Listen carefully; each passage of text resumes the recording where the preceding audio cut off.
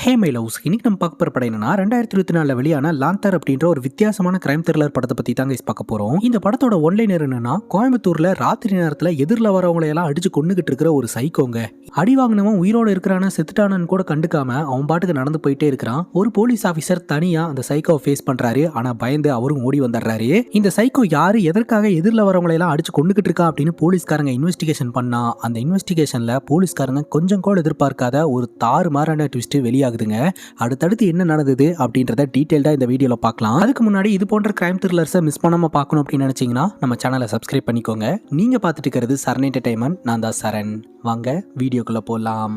படத்தோட ஸ்டார்டிங் சீனில் அமைதியான இரவு நேர கோயம்புத்தூரை காட்டுறாங்க. கோயம்புத்தூரில் இருக்கக்கூடிய ஒரு சீக்கிரட்டான இடத்துல ஒரு கும்பல் சரக்கெல்லாம் ரெடி பண்ணிட்டு இருக்காங்க. ஆக்சுவலாக டாஸ்மாகில் சேல் பண்ணக்கூடிய சரக்கில் இருக்கக்கூடிய ஆல்கஹால் கண்டென்ட்டை விட இவனுங்க ரெடி பண்ணி சேல் பண்ணுறானுங்க பார்த்தீங்களா, அதில் இருக்கக்கூடிய ஆல்கஹால் கண்டென்ட்டோட லெவல் வந்து அதிகமாக இருக்குது. அதனாலேயே பார்த்தீங்கன்னா இவனுங்களுக்கு பிளாக் மார்க்கெட்டில் நல்ல மார்க்கெட் இருக்கு. இது எல்லாத்தையும் ரெடி பண்ணி ஒயின் ஷாப்லேயே கொடுத்து சேல் பண்ணுவானுங்க கைஸ். அந்த அளவுக்கு இவனுங்களுக்கு இன்ஃப்ளூயன்ஸ் இருக்குது.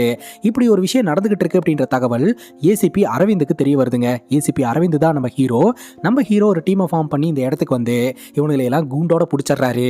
அப்பவும் இந்த கும்பல்ல இருக்கக்கூடிய ஒருத்தன் சொல்றான், எண்ட் ஆஃப் த டே பணத்தை வாங்கிட்டு எங்களை விடத்தானே போறீங்க, அப்புறம் எதுக்காக இப்படி பிடிச்சி வச்சு டைம் வேஸ்ட் பண்ணிட்டு இருக்கீங்க அப்படின்னு ரொம்ப தனாவட்டா பேசிக்கிட்டு இருக்கான். அது மட்டும் இல்லாம நீங்க எங்களை ஸ்டேஷன் கூட்டிட்டு போறதுக்கு முன்னாடியே எங்க ஆள் வந்து எங்களை காப்பாத்திடுவாரு அப்படின்ற மாதிரியும் பேசுறான். யார் வரான்னு பாத்திரலாண்டா அப்படின்னு சொல்லிட்டு அங்க இருந்து கிளம்ப அப்போ வள்ளலார் அப்படின்ற ஒருத்தன் அந்த இடத்துக்கு வராங்க. இவங்க இந்த கூட்டத்தோட தலைவனே ஹீரோ கிட்ட டீல் பேசுறான். ஹீரோ செம்ம கடுப்பாகிறாரு. அதுக்கு அவன் சொல்றான், உங்க டீம்ல இருக்கிற போலீஸ் ஆஃபீஸரே last time fully automatic washing machine வேணும் அப்படின்னு கேட்டு வாங்கினாரு. உங்க டிபார்ட்மெண்ட்ல இருக்கிற நிறைய பேருக்கு கொடுக்க வேண்டியதெல்லாம் கரெக்டா கொடுத்துட்டு தான் நாங்க தொழில் பண்ணிட்டு இருக்கோம். உங்களுக்கு என்ன வேணும்னு சொல்லுங்க, பார்த்து பண்ணிக்கலாம் அப்படின்னு சொல்ல ஹீரோ நேர்மையான போலீஸ் ஆஃபீஸர் அப்படின்றதுனால மொத்த பேர்த்தையும் அரெஸ்ட் பண்ணி கூண்ட்ல போட்டுறாருங்க. இந்த நபர் கிட்ட லஞ்சம் வாங்கின போலீஸ் ஆஃபீஸர் கிட்ட போயிட்டு, உங்களுக்கு வெக்கமாவே இல்லையா, யூனிஃபார்ம் போட்டு இந்த தப்பெல்லாம் பண்ணிட்டு இருக்கீங்க, உங்களை மாதிரியான ஆட்கள்னால தான் டிபார்ட்மெண்டோட பேரே கெட்டு போகுது அப்படின்னு திட்டிட்டு இவரோட டியூட்டியை முடிச்சுட்டு கிளம்புறாருங்க. அப்படி கார்ல போகும்போதே தன்னோட மனைவியை பத்தி ரொம்ப கவலையா இருந்துகிட்டு இருக்காருங்க. அப்ப ஹீரோடைய டிரைவர் கேட்கிறாரு, ஏன் சார் போலீஸ் ஆஃபீஸரா இருக்கிறீங்க, உயர் பதவியில் இருக்கிறீங்க, அப்புறம் ஏன் சார் சிட்டியை விட்டு அவுட் சைட்ல போய் வீடு எடுத்து ஸ்டே பண்ணிருக்கீங்க அப்படின்னு கேட்க அப்பதான் ஹீரோ சொல்றாரு,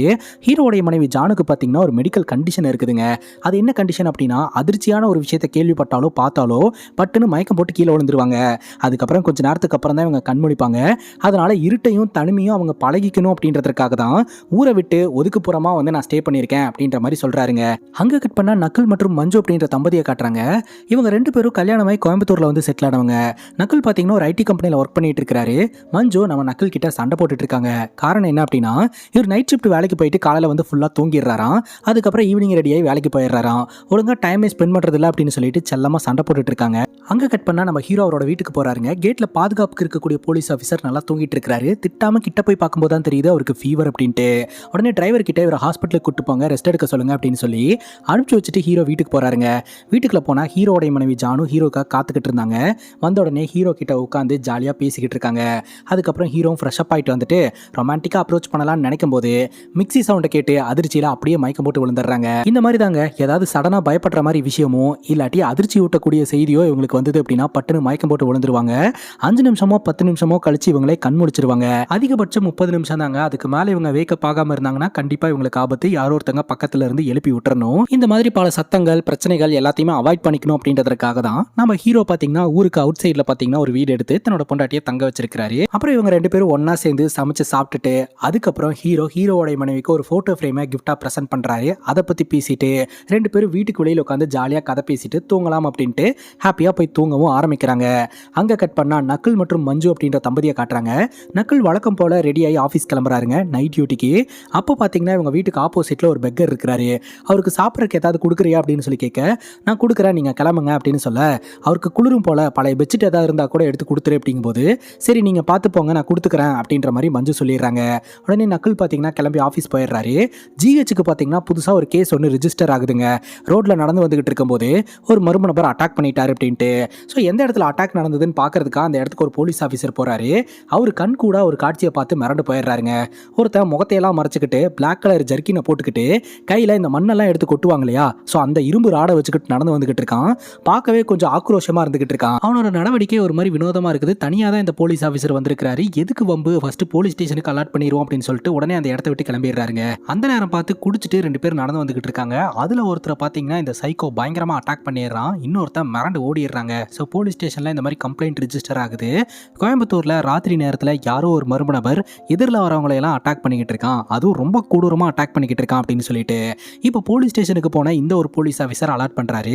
ஆக்சுவலா நான் கண் கூட அந்த ஒரு நபரை பார்த்தேன், தனியா போய் எங்க சிக்கிடக்கூடாது அப்படின்னு சொல்லிட்டு தான் எல்லாத்திட்டையும் அலாட் பண்ணலான்னு ஸ்டேஷனுக்கு வந்தேன் அப்படின்னு சொல்ல உடனே போலீஸ்காரங்க எல்லாருமே அலாட் ஆகுறாங்க. கோயம்புத்தூர் சிட்டியோட சேஃப்டி தான் ரொம்ப முக்கியம் அப்படின்னு சொல்லிட்டு ராத்திரி ஃபுல்லா போலீஸ்காரங்க எல்லாம் அலைய ஆரம்பிக்கிறாங்க அந்த சைக்கோவை தேடி. ரோட்ல வர போற பசங்க கிட்ட எல்லாம் வந்து வண்டியை நிப்பாட்ட சொல்லி ஐடி கார்டெல்லாம் செக் பண்ணிட்டு தான் அலோடே பண்றாங்க. ஸோ இந்த மாதிரி வலை வீசி தேடியும் பார்த்தீங்கன்னா போலீஸ்காரங்களோட கண்ணிலேயே அந்த சைக்கோ படவே இல்லைங்க. இப்போ ஏட்டையாவும் கான்ஸ்டபிளும் ஒரு இடத்துல நின்றுட்டு இருக்காங்க. அப்போ கான்ஸ்டபிள் கேட்குறாரு, நீங்களும் ரொம்ப நாளாக சர்வீஸில் இருக்கிறீங்க, ஒரு அக்யூஸ்டை பிடிச்சி எஸ்ஐ ரேஞ்சுக்கு வளரலாம்ல அப்படிங்கும்போது நானா வளர மாட்டேன்றேன், என் கண்ணில் தான் எந்த ஒரு அக்யூஸ்டும் மாட்ட மாட்டேன்றானே, ஏதாவது ஒரு அக்யூஸ்ட் என் கண்ணில் மாட்டினானா அவனை பிடிச்சி பொழந்து ப்ரொமோஷன் வாங்கி வளர்ந்துடலான்னு பார்க்குறேன், நடக்காது போலையே அப்படின்னு சொல்லிட்டு வாஷ்ரூம் யூஸ் பண்ணுறான்னு பக்கத்தில் இருக்கக்கூடிய புதர்கிட்ட போகிறாருங்க. அந்த புதருக்குள்ளே ஏதோ ஒரு அசைவு தெரியுது, அதை பார்த்து மிரண்டு ஓடி வந்துடுறாருங்க. என்ன ஏதுன்னு சொல்லிட்டு எல்லோரும் போய் டார்ச் அடிச்சு பார்த்தா அந்த இடத்துல ஒரு வயசானவர் உடல்நிலை சரியில்லாமல் இருந்திருக்கிறாரு. அவரை ரெஸ்கியூ பண்ணி ஹாஸ்பிட்டலுக்கு அனுப்பி வைக்கிறாங்க. உடனே கான்ஸ்டபிள் ஏட்டையாவை ஒரு மாதிரி சைஸா பார்க்குறாரு. இப்படி பயந்தா எப்படி அக்யூஸ்டை பிடிக்கிறது, எப்படி ப்ரொமோஷன் வாங்குறது அப்படின்ட்டு அங்கே கட் பண்ண இந்த சைக்கோவை காட்டுறாங்க. இந்த சைக்கோவுடைய முகம் நமக்கு தெரியலங்க. இவன் பாட்டுக்கு கையில் அந்த இரும்பு ராடை வச்சுக்கிட்டு ரோட்டில் தேய்ச்சிக்கிட்டே நடந்து வந்துகிட்டு இருக்கிறான். இப்போ சிட்டிக்குள்ளேயும் வந்துட்டான். ஸோ போலீஸ்காரங்க பார்த்துடுறாங்க, இவன் தான் நம்ம தேடிட்டு இருக்கக்கூடிய நபர் அப்படின்னு சொல்லிட்டு உடனே ரவுண்ட் அப் பண்ண ஆரம்பிக்கிறாங்க. இந்த சைக்கோ பார்த்தீங்கன்னா எதிரில் வர யாரையுமே யாருன்னு கூட பார்க்கறதில்ல, பயங்கரமாக அட்டாக் பண்ணிடுறான். இவன் கிட்ட அடி வாங்கி கீழே விழுகிறாங்க பார்த்தீங்களா, அவங்க உயிரோடு இருக்கிறாங்களா செத்துட்டாங்களா அவங்களோட நிலைமை என்னன்னு கொஞ்சம் கூட திரும்பி கூட பார்க்கறது இல்லைங்க. ஒரே அடி அடிச்சு போட்டு மறுபடியும் அந்த இரும்பு ராடை ரோட்டில் தேய்ச்சிட்டு நடக்க ஆரம்பிச்சிடுறான்.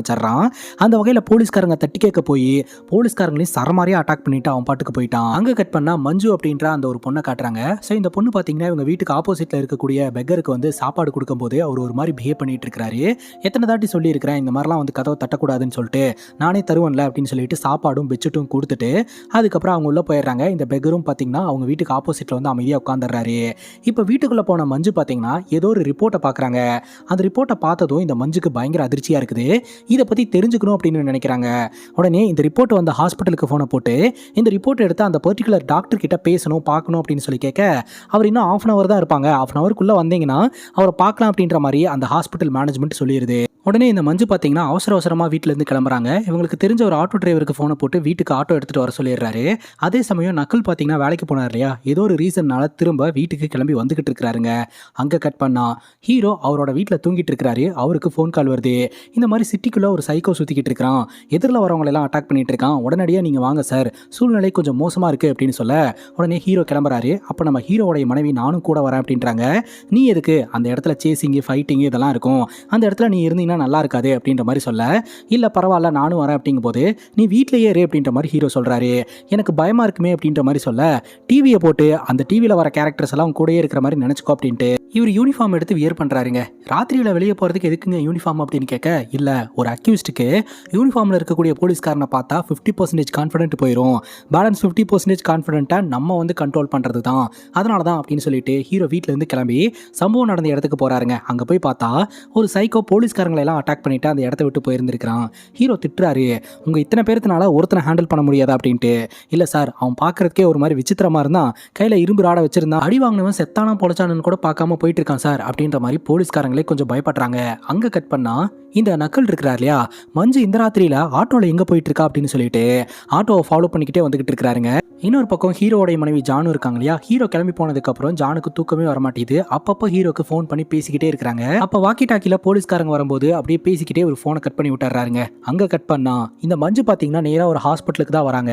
அப்போ பின்னாடியே ஃபாலோ பண்ணிட்டு வந்த நகல் பார்த்தீங்கன்னா இவ யாரை பார்க்க போறா எதுக்காக போறா அப்படின்னு சொல்லிட்டு ஒளிஞ்சிருந்து பார்த்துக்கிட்டு இருக்கிறாருங்க. ஒரு டாக்டரை பார்க்கணும் அப்படின்னு சொல்லிட்டு நம்ம மஞ்சு பார்த்தீங்கன்னா இந்த ரிப்போர்ட் எல்லாம் எடுத்துட்டு போய் காட்டுறாங்க. அந்த டாக்டரும் பார்த்தீங்கன்னா ஏதோ ஒன்று எக்ஸ்பிளைன் பண்ணிக்கிட்டு இருக்க, ஜன்னல் கிட்ட நின்று நம்ம நக்கல் எல்லாத்தையுமே பார்த்துறாருங்க. ஏதோ ஒரு இன்ஃபர்மேஷன் தெரியக்கூடாதுன்னு நினைக்கக்கூடிய ஏதோ ஒரு இன்ஃபர்மேஷன் மஞ்சுக்கு தெரிஞ்சு போச்சு அப்படின்னு சொல்லி நம்ம நக்கல் ரொம்பவே பயப்படுறாரு. அந்த இன்ஃபர்மேஷனை எல்லாம் தெரிஞ்சுக்கிட்டு தெரிஞ்சுக்கிட்ட மஞ்சு பார்த்தீங்கன்னா ரொம்ப கோவமா அங்கிருந்து வீட்டுக்கு கிளம்பி போறாங்க. அப்பவும் பார்த்தீங்கன்னா நக்கல் வந்து ஃபாலோ பண்ணிக்கிட்டே வந்துகிட்டு இருக்கிறாரு. அங்க கட் பண்ணா பிரசன்ட் சிச்சுவேஷன் 2 பேரு ஸ்ட்ரீட்ல பார்த்தீங்கன்னா பைக்கை தள்ளிட்டே நடந்து வந்துட்டு இருந்திருக்காங்க. அதுல ஒருத்தனை பார்த்தீங்கன்னா இந்த சைக்கோ பயங்கரமா அட்டாக் பண்ணதுல ஒருத்தன் சீரியஸா ஹாஸ்பிட்டல் அட்மிட் ஆயிருக்கான். இன்னொருத்தன் போலீஸ்ல வந்து கம்ப்ளைண்ட் பண்ணியிருக்கான். ஸோ இந்த சம்பவம் எங்க நடந்திருக்கு அப்படின்னு சொல்லிட்டு அந்த இடத்துல போயிட்டு போலீஸ்காரங்க ஏதாவது எவிடன்ஸ் கிடைக்குமான்னு தேடிட்டு இருக்காங்க.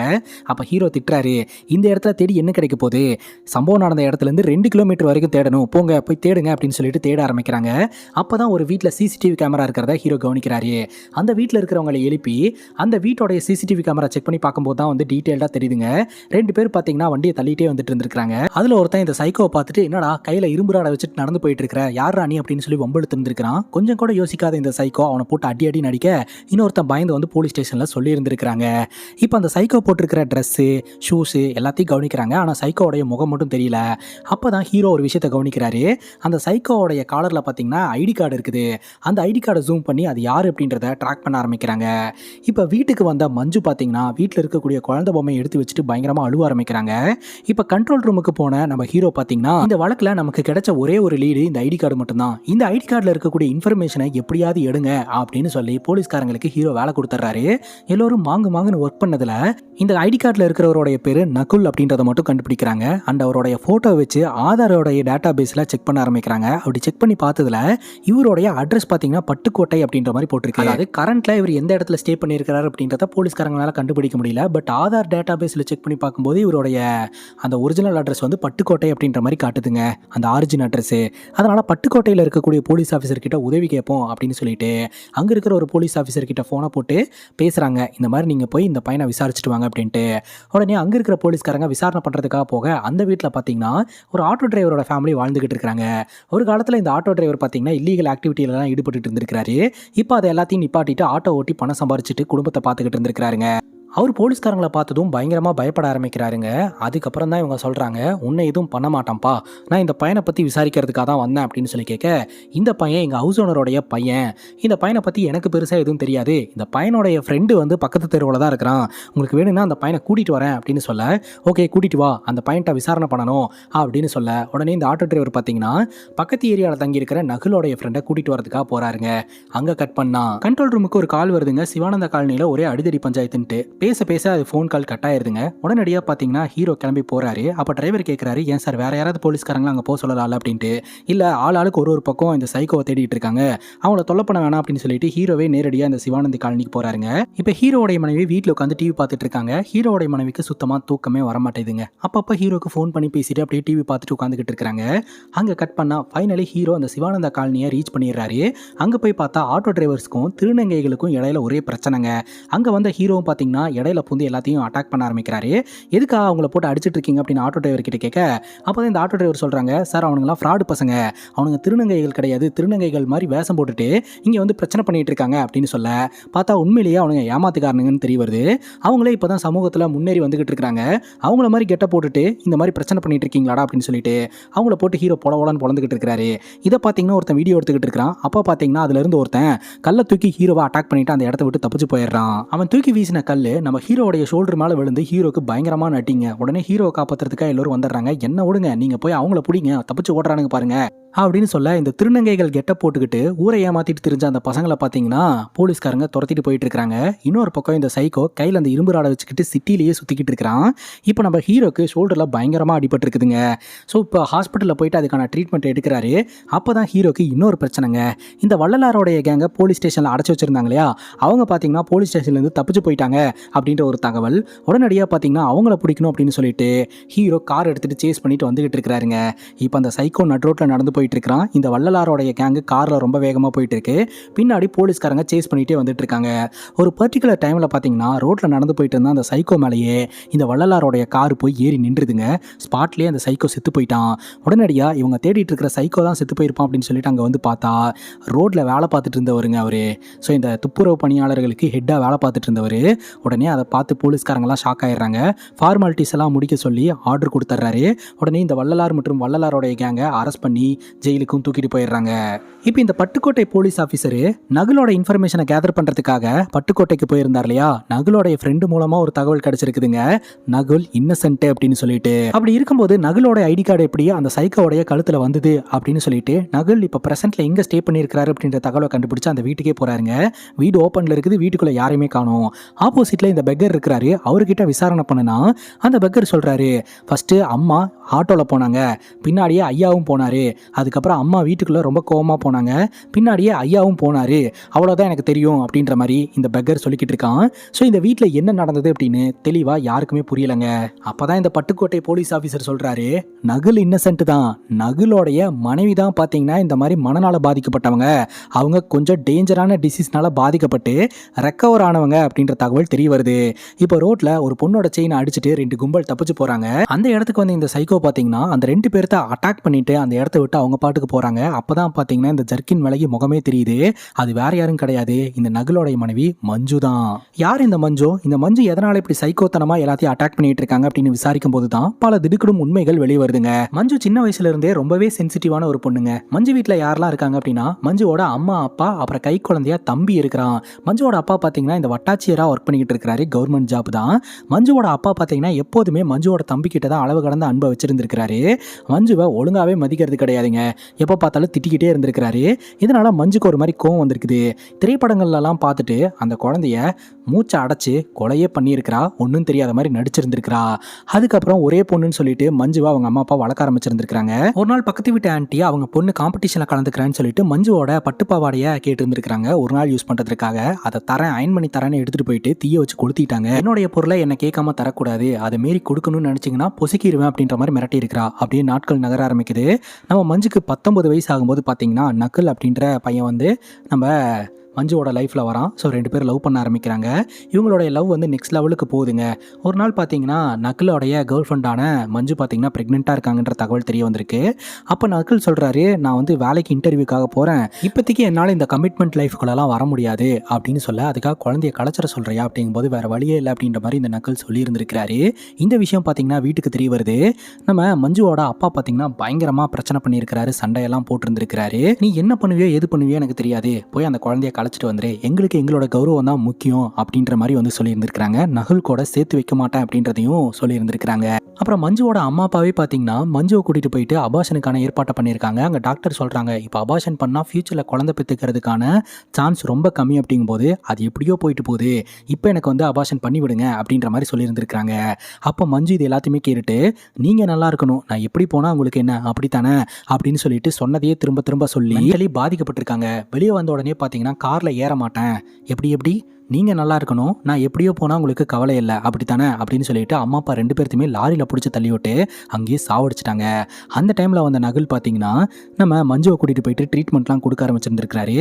வக்கீல் கிட்ட பணமெல்லாம் கொடுத்து எப்படியோ அந்த கேஸில் நம்ம மஞ்சு மாட்டாத மாதிரி பார்த்துக்கிட்டாருங்க. அதுக்கப்புறம் வந்து நானே இனிமேல் இவளை பார்த்துக்கிறேன் அப்படின்னு சொல்லிட்டு கிட்டத்தட்ட 2 வருஷம் கிட்ட இருந்து மஞ்சுவை பத்திரமா பார்த்துக்க ஆரம்பிச்சிருந்திருக்கிறாரு. 2 வருஷமா அந்த ஒரு நோயினால பாதிக்கப்பட்டு மென்டலி அன்ஸ்டேபிளாக இருந்திருக்கிறாங்க. திடீர்னு ஒரு நாள் பார்த்தீங்கன்னா நகுலோடைய அன்புனால அவங்க குணமாயிடுறாங்க. அதுக்கப்புறம் 2 பேரும் சந்தோஷமா வாழ்க்கை ஆரம்பிக்கலாம்னு முடிவெடுக்கிறாங்க. அங்கே இருக்கிறவங்க எல்லோருமே சேர்ந்து இவங்க 2 பேர்த்துக்கும் ப்ராப்பராக கல்யாணமும் பண்ணி வைக்கிறாங்க. ஸோ கல்யாணம் ஆனதுக்கப்புறம் இவங்க 2 பேரும் கோயம்புத்தூரில் வந்து செட்டில் ஆகிறாங்க. நகுல் பார்த்தீங்கன்னா ஒரு ஐடி கம்பெனியில் வேலைக்கும் ஜாயின் பண்ணுறாரு. இப்போ ப்ரெசன்ட் சுச்சுவேஷனில் மாடியில் ஒரு பாடி கிடக்குது சார் அப்படின்ற மாதிரி ஒரு தகவலுங்க. உடனடியே எல்லோருமே மாடிக்கு போய் பார்த்தா அங்கே கிடக்கிறது வேற யாரும் கிடையாது, நகுல் தான். ஆக்சுவலாக வீட்டுக்கு வந்த மஞ்சு ரொம்பவே கோவமாக இருந்திருக்கிறாங்க. மஞ்சுவை சமாதானப்படுத்தணும் அப்படின்னு சொல்லிட்டு தான் நகுல் மாடிக்கு போயிருக்கிறாரு. நீ ஏன் மலையில் நனைஞ்சிட்டு இருக்க, இந்த ஜர்க்கினை போட்டுக்க அப்படின்னு சொல்லிட்டு ஜர்க்கினை போட்டு விட்டுட்டு வா உள்ளே போகலாம் அப்படின்னு சொல்லி கூப்பிடும்போது இந்த மஞ்சுக்கு பார்த்தீங்கன்னா அந்த சைக்காலஜிக்கல் ப்ராப்ளம் இருந்தது இல்லையா, அந்த ப்ராப்ளம் மறுபடியும் ரீஆக்டிவேட் ஆகிட்டு அந்த இரும்பு ராடால் நம்ம நகுலை போட்டு அடின்னு அடித்து சாவடிச்சிருந்துருக்குறாங்க. இப்போ நகுலை பார்த்தீங்கன்னா ஹாஸ்பிட்டலுக்கு எடுத்துகிட்டு போகிறாங்க. எதனால் மஞ்சுக்கு இந்த ப்ராப்ளம் வந்து ரீஆக்டிவேட் ஆச்சு அப்படின்னு பார்த்தீங்கன்னா, ஆல்ரெடி டாக்டர் சொல்லியிருந்தாங்க இல்லையா, 2வது முறையாக இவங்க ப்ரெக்னென்ட் ஆகிறதுல நிறைய சிக்கல் இருக்குது அப்படின்னு சொல்லிட்டு. ஆனால் அவங்க அப்பா அதெல்லாம் எனக்கு கவலை இல்லை அப்படின்னு சொல்லி தானே அபார்ஷன் பண்ண சொன்னார். இப்போ இவங்க வந்து ப்ரெக்னென்ட் ஆகிருந்துருக்காங்க. அந்த ப்ரெக்னென்சியில் பார்த்தீங்கன்னா குழந்தை இறந்து அவங்க வயிற்றுக்குள்ளேயே இருந்திருக்குது. ஸோ அந்த குழந்தைய வெளியே எடுக்கல அப்படின்னா கண்டிப்பாக அவங்களோட உயிருக்கே ஆபத்து அப்படின்ற மாதிரி தான் ரிப்போர்ட் கொடுத்துருக்காங்க. இதை எப்படி மஞ்சுக்கிட்ட சொல்லி ஆப்ரேஷனுக்கு கூட்டிகிட்டு போகிறது அப்படின்னு சொல்லிட்டு நகுல் யோசனை பண்ணிட்டு இருந்திருக்கிறாரு. ஸோ இதுக்கு இடையில தான் பார்த்தீங்கன்னா அந்த ரிப்போர்ட்டை மஞ்சுவே பார்த்து எல்லா உண்மையும் தெரிஞ்சுக்கிட்டாங்க. அந்த ஒரு கோவத்தோடைய வெளிப்பாடு அவங்களுடைய பழைய அந்த மென்டல் டிசார்டர் திரும்ப வந்துருச்சு. அதனால கண் எதிரில் வரவங்க எல்லாருமே பயங்கரமா அட்டாக் பண்ணிட்டு போயிட்டு இருக்காங்க. இந்த ஒரு சூழ்நிலையில பாத்தீங்கன்னா ஹீரோடைய மனைவி கரண்ட் போகும்போது அதிர்ச்சியில அப்படியே மயக்கம் போட்டு விழுந்துருவாங்க. அப்போ ஃபோன் பாத்தீங்கன்னா பெட் சந்தில மாட்டிக்கும். கண் முடிச்சு பார்க்கும்போது ஃபோனை காணோம். டிவியில் பாத்தீங்கன்னா நம்ம ஹீரோ வந்து கல்லால் அடிச்ச அந்த ஒரு சீக்வன்ஸ் வந்து நியூஸ்ல போயிட்டு இருக்கு. தான் புருஷனுக்கு ஆபத்து, தான் புருஷனை பார்த்தே ஆகணும்னு சொல்லிட்டு வீட்டை விட்டு வெளியே வராங்க. வீட்டு கேட்லயும் அந்த செக்யூரிட்டி இல்லை, ஏன்னா ஹாஸ்பிட்டலுக்கு அமுச்சு வச்சுட்டார் இல்லையா. உடனே பக்கத்து வீட்டில் வந்து கதவை தட்டி என் புருஷன்ட்ட நான் பேசியே ஆகணும் அப்படின்னு சொல்ல நம்ம ஹீரோக்கு லைன் கிடைக்கவே இல்லை. அதனால ஒரு ஆம்புலன்ஸை வந்து வர சொல்லி அந்த ஆம்புலன்ஸ் மூலமா வந்து ஹீரோ கிட்ட போயிடலான்னு முடிவெடுக்கிறாங்க. இப்போ ஹீரோ பார்த்தீங்கன்னா இந்த மஞ்சுவோட டாக்டர் கிட்ட பேசிட்டு உடனடியாக பார்த்தீங்கன்னா உயர் அதிகாரியை மீட் பண்ணணும் அப்படின்னு சொல்றாரு. அந்த உயர் அதிகாரியை மீட் பண்ணுறதுக்கான காரணம் என்ன அப்படின்னு பார்த்தீங்கன்னா ஷூட்டிங் ஆர்டர் வாங்குறது தான். அக்யூஸ்ட் ஒரு ஃபீமேல்னு சொல்றீங்க, கண்டிப்பாக ஷூட்டிங் ஆர்டர் வேணுமா அப்படின்னு சொல்லி கேட்க, இல்லை சார் எதுக்கும் வாங்கி வச்சுக்கலாம் அப்படின்றதுக்காக தான் வாங்கி வைக்கிறோம், மற்றபடி சுட்டு பிடிக்கணுன்ற அவசியமெல்லாம் கிடையாது, ஒரு சேஃப்டிக்காக தான் அப்படிங்கும்போது சரி ஓகே நான் ப்ரொசீட் பண்ணுறேன், சீக்கிரமாக அந்த அக்யூஸ்ட்டை பிடிங்க அப்படின்ற மாதிரி சொல்லிட்டு அங்கிருந்து கிளம்பி போயிடுறாரு உயர் அதிகாரி. இப்போ ஹீரோடைய மனைவி பக்கத்து வீட்டுக்காரங்க மூலமாக ஒரு ஆம்புலன்ஸை புக் பண்ணியிருக்காங்க. அந்த ஆம்புலன்ஸ் மூலமாக ஹீரோ கிட்ட போய் சேர்ந்துடலாம் அப்படின்றது தான் ஹீரோடைய மனைவியோட நோக்கம். ஆனால் அந்த ஆம்புலன்ஸ் டிரைவர் இந்த கோயிலுக்கு மேலே ஆம்புலன்ஸ் வராது அப்படின்ற மாதிரி சொல்லிடுறாரு. அந்த இடத்துக்கு நானே போகிறேன் அப்படின்ட்டு நம்ம ஹீரோடைய மனைவி கிளம்பி போகிறாங்க. ரொம்ப நேரம் ஆயுமே நம்ம ஹீரோ வந்து ஹீரோடைய மனைவிக்கு ஃபோனை போட்டு ஹீரோடைய மனைவி ஃபோன் எடுக்கவே இல்லை. 30 நிமிஷத்துக்கு மேலே அவள் இந்த மாதிரி மயக்கத்தில் இருக்கவே கூடாது, வண்டியை வீட்டுக்கு விடுங்க அப்படின்னு சொல்லிட்டு வீட்டுக்கு போய் பார்த்தா வீட்டுக்குள்ள ஹீரோடைய மனைவி ஜானுவை காணோம். ஒரு பக்கம் ஹீரோடைய மனைவி எல்லா இடத்துலையுமே தேட ஆரம்பிக்கிறாங்க. அப்போ தான் தெரிய வருது இந்த மாதிரி கோயில் கிட்ட ஆம்புலன்ஸ் வரேன்னு சொல்லிச்சு, ஆம்புலன்ஸில் ஏறேன்னு சொல்லிட்டு கிளம்பி போனாங்க. அப்படிங்கும்போது கோயில் கிட்ட போய் பார்த்தாலும் அந்த இடத்துல ஹீரோடைய மனைவியை காணோம். என்ன நடந்திருக்கும் அப்படின்னா அந்த ஆம்புலன்ஸ் டிரைவர் ரொம்ப நேரம் ஆச்சு அப்படின்னு சொல்லிட்டு கிளம்பி போயிருந்திருப்பாரு. அதே சமயம் அந்த வழியாக வந்த ஒரு கார்காரன் பார்த்தீங்கன்னா சடன் பிரேக்கை போட அதிர்ச்சியில் பார்த்தீங்கன்னா அப்படியே ஹீரோட மனைவி மயக்கம் போட்டு விழுந்துட்டாங்க. காரில் இருந்தது பசங்க தான். அவனுக்கு வந்து செக் பண்ணி பார்த்ததுல பல்ஸ் ரொம்ப லோவாக இருக்குது, யாருமே இந்த விஷயத்தை பார்க்கல, நம்ம இங்கேருந்து தப்பிச்சு போயிடலாம் அப்படின்னு நினைக்கும் போது அந்த இடத்துக்கு வந்த நம்ம மஞ்சு, அதாவது சைக்கோவாக மாறி வந்த மஞ்சு பார்த்தீங்கன்னா இந்த பசங்களை பயங்கரமாக அட்டாக் பண்ணி வந்திருக்கிறாங்க. அட்டாக் பண்ணதோட மட்டும் இல்லாமல் அந்த பசங்க வந்த காருக்குள்ளேயே ஹீரோடைய மனைவியை தூக்கி போட்டுட்டு அந்த இடத்துல இருந்து காரில் ரொம்ப வேகமாக கிளம்ப ஆரம்பிச்சிருந்துருக்காங்க. அப்போ அந்த சைக்கோத்தனத்துலேருந்து அப்பப்போ நார்மலான ஹியூமனா நம்ம மஞ்சு மாற ஆரம்பிச்சிருந்துருக்காங்க. மறுபடியும் அந்த சைக்கோத்தன்மை வந்துக்கிட்டே இருக்குது. அப்புறம் வயிற்றுக்குள்ளேயே பிளட் கிளாட் ஆன அந்த குழந்தை பார்த்தீங்கன்னா இவங்களோட உயிருக்கே ஆபத்து அப்படின்ற மாதிரி சொல்லியிருந்தாங்க இல்லையா. ஸோ அதுவும் பார்த்தீங்கன்னா நம்ம மஞ்சுவோட உடம்புக்குள்ள சில பல விஷயங்களை எல்லாம் உருவாக்கிட்டு இருக்குது. ரொம்ப வேகமாக காரில் போயிட்டு இருக்க போலீஸ்காரங்களுக்கு தகவல் வந்துடுது, இந்த மாதிரி மஞ்சு ஒரு காரில் போயிட்டு இருக்கான், அந்த காருக்குள்ளே உங்களோட மனைவி இருக்கிற மாதிரி இருக்குது, உடனடியாக வாங்கிட்டு. என்னோட மனைவி எப்படி அந்த காருக்குள்ளே வந்தா அப்படின்னு சொல்லிட்டு எப்படியோ நம்ம ஹீரோவும் சேஸ் பண்ண ஆரம்பிக்கிறாரு. ராத்திரி நேரம் பார்த்தீங்கன்னா இந்த எம்டி ரோடில் இந்த சேசிங் நடந்துக்கிட்டே இருக்குது. நம்ம ஹீரோ பார்த்தீங்கன்னா யாருமே போய் அந்த காரை பிளாக் பண்ண வேண்டாம், ஏடா கூடமா அவள் ஏதாவது பண்ணிட்டானா பெரிய பிரச்சனை ஆயிரும், அவள் எங்கே தான் போகிறான்னு சொல்லிட்டு பொறுமையாக கேப் விட்டு ஃபாலோ பண்ணுவோம் அப்படின்னு சொல்லிட்டு ஃபாலோ பண்ண ஆரம்பிக்கிறாங்க. ஒரு கட்டத்துக்கு மேலே பார்த்தீங்கன்னா இந்த மஞ்சுவோட உடம்புல பாதிப்பு ஏற்பட்டு அப்படியே மயங்கிடுறாங்க. ஆக்சிலேட்டர் மேலே காலை வச்சிடுறாங்க. 140 கிட்ட வண்டி ரொம்ப வேகமாக போயிட்டு இருக்குது. உடனே ஹீரோவுடைய அந்த ஒரு சைடு காரோடைய டோரை உடச்சிட்டு நம்ம ஹீரோவுடைய மனைவியை எழுப்புறதுக்கு முயற்சி பண்ணுறாரு. ஒரு கட்டத்துக்கு மேலே ஹீரோடைய மனைவி கண் முழிச்சிடுறாங்க. பேரிகார்டெல்லாம் போட்டு இந்த வண்டியை நிப்பாட்டுறதுக்கு ட்ரை பண்ணுறாங்க. ஆனால் போலீஸ் வண்டி தான் ஸ்டக் ஆகுதே தவிர அந்த வண்டி அது வாட்டுக்கு போயிட்டே தான் இருந்துட்டு இருக்கு. கொஞ்சம் தூரத்தில் பார்த்தீங்கன்னா பாலம் கன்ஸ்ட்ரக்ஷன் வேலை நடந்துட்டு இருக்குது. அதுக்குள்ளே வண்டியை நிப்பாட்டல அப்படின்னா ஹீரோ மனைவியோட உயிருக்கே ஆபத்துங்க. அதனால ரொம்ப வேகமாக ஹீரோவும் கார் ஓட்டிட்டு வந்துட்டு இருக்கிறாரு. ஹீரோட மனைவி கிட்ட இன்ஸ்ட்ரக்ஷன் கொடுக்குறாரு, இந்த மாதிரி எப்படியாவது நீ முன்னாடி வா, அவளோட காலை மட்டும் ஆக்சிலேட்டர்ல இருந்து எடுத்து விட்டுரு, உடனே அந்த கார் வந்து ஸ்லோவாயிரும், எப்படியும் நின்றும் அப்படின்ற மாதிரி சொல்ல உடனே நம்ம ஹீரோடைய மனைவி கஷ்டப்பட்டு அந்த ஆக்சிலேட்டர்ல இருந்து காலை எடுத்துடுறாங்க. ஆனாலும் பாலம் கன்ஸ்ட்ரக்ஷன் வேலை நடக்கிறதுனால பிரேக் போட்டே ஆகணும். பிரேக் எதுன்னு சொல்லி கொடுக்குறாரு. ஹீரோட மனைவியும் பிரேக்கை போட்டு வண்டி நின்றுதுங்க. அடிச்சு பிடிச்சி எப்படியோ வந்து ஹீரோட மனைவியை நம்ம ஹீரோ காப்பாற்றிடுறாருங்க. அதுக்கப்புறம் மஞ்சுவோட நிலைமை என்ன அப்படின்னு பார்த்தா மஞ்சு பார்த்தீங்கன்னா காருக்குள்ளேயே இறந்து போயிட்டாங்க. ஹீரோ ரொம்ப ஃபீல் பண்ணுறாரு. ஹீரோட மனைவி நீ கவலைப்படாத, நீ உன்னால் முடிஞ்ச வரைக்கும் முயற்சி பண்ணல, அதுக்கப்புறம் தானே இப்படி ஆச்சு அப்படின்ற மாதிரி சொல்கிறாங்க. இத்தோட இந்த படம் முடியுது. இதே மாதிரி வேறு ஏதாவது படத்தை பற்றி பேசணும் அப்படின்னு நினச்சிங்கன்னா படத்தோட பேரை கமெண்ட் செக்ஷனில் சொல்லுங்கள். இதே மாதிரி வேற ஒரு நல்ல வீடியோவில் வந்து சந்திக்கிறேன். Love you guys, take care and cheers.